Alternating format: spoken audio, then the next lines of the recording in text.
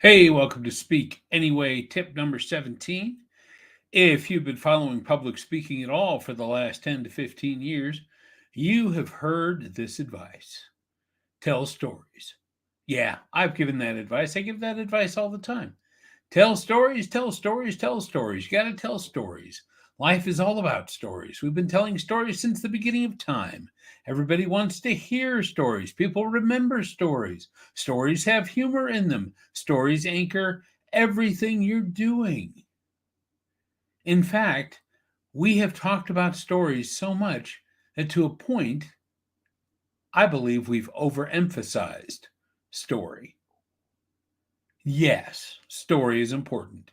You should start your speech with a story. All your points should be anchored with a story. But if you only have story, you stop being a speaker and you start becoming a storyteller. And there's plenty of room for storytellers in our society. I mean, you look at TV, movies, uh, a lot of radio shows, a lot of stories everywhere. We love to listen to stories, but we don't really tune into stories to learn anything as much as simply to be entertained. So, yes, there is room for storytellers, but as speakers, we're here to inform, to inspire, to move our audiences to action.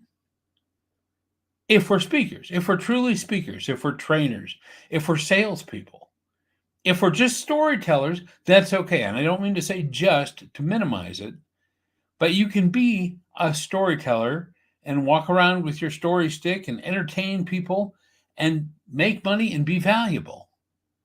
But if you truly want to be a speaker, your stories have to have a point. They have to support that point. They have to make that point memorable. And that point has to be something that your audience can use in their daily life to get them from whatever place they are right now before hearing you to the place that they want to be after hearing you. You want to move them from point A to point B, from point A to point Z. Use your stories to help grease the wheels, but you still got to have the wheels. So don't get too caught up in just having great stories. Make sure you have great points. You have great action taking items, that your stories fully utilize the action items that you're talking about so that they all work together to move your audience where they need to go. That's when you move from becoming just a great storyteller to a great speaker, someone who's going to be heard from again and again. You want some more help on how to become a great storyteller and a great speaker? Contact me, Rich at richhopkins.com.